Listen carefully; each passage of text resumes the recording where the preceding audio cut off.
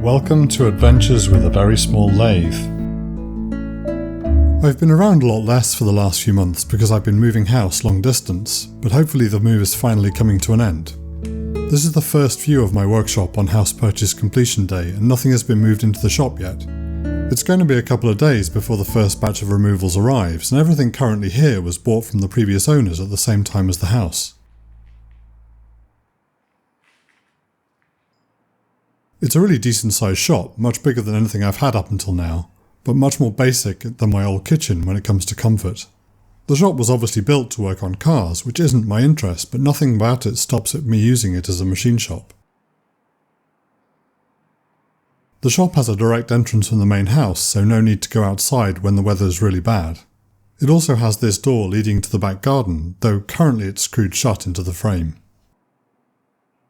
Some of the equipment here I negotiated to buy, but much of it is just impractical to move out, so I was more than happy to accept it being left behind. It's a great start to move into a shop which already has a decent amount of storage available, though most of it needs a bit of work.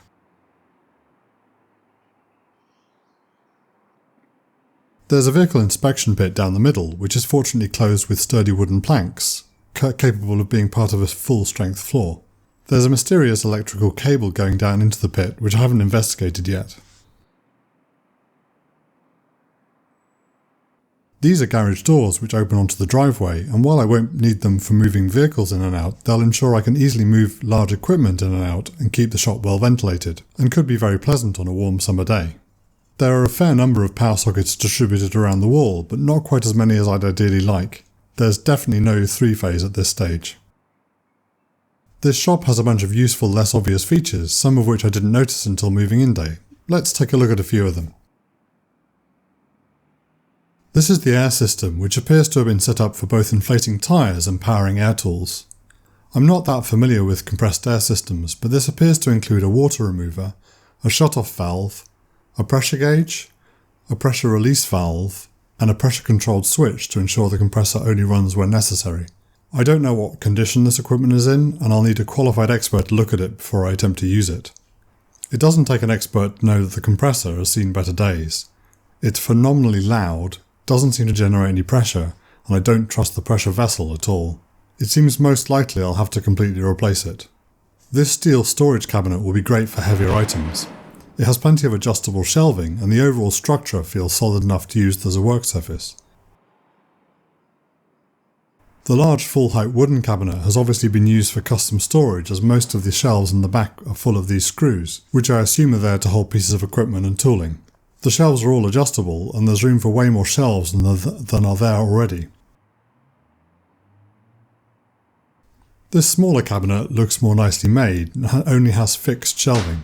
It looks very suitable for storing measuring tools and equipment. The big doors are very solid but badly need to be cleaned up and refinished. They also need some maintenance and repair in short order. I'm very pleased to get this heavy-duty bench and vices. The big metalworking vice has seen better days though, as the jaws don't seem to line up.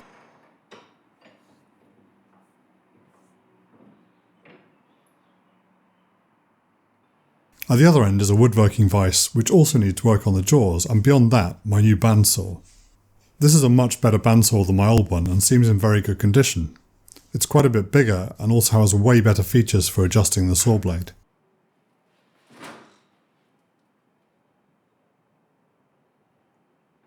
This huge looking chunk of equipment on the wall near the ceiling was apparently a battery charger, though given its age and condition I can't imagine I can do anything with it, so it'll likely be scrap.